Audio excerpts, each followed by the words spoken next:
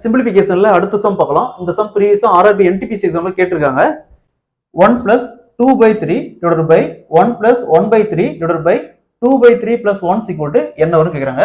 So நம்ம இந்த some பொறுத்த வரைக்கும் போர்ட் மாஸ் ரூல் பிரகாரம் ஃபர்ஸ்ட் பிராக்கெட்ல இருக்கிற இந்த வேல்யூ சால்வ் பண்ணனும்.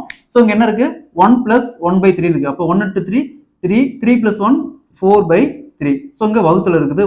வகுத்தல் இங்க 2/3 plus 1 இருக்கு. அப்ப 1 into 3 3 3 plus 2 5 5 divided by 3.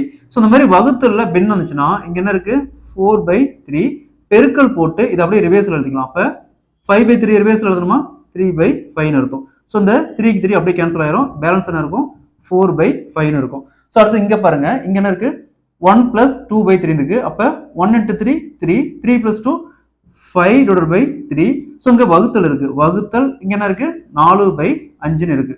So எப்பவுமே இந்த மாதிரி வகுத்தல் இருந்துச்சுனா என்ன பண்ணுவோம் 5/3 பெருக்கல் போட்டு இத அப்படியே ரிவர்ஸ் எழுதுனா 5/4 ன்னு மாறும். So 5 into 5 25 4 into 3 12. So answer will be 25 divided by 12. Option D is the correct answer.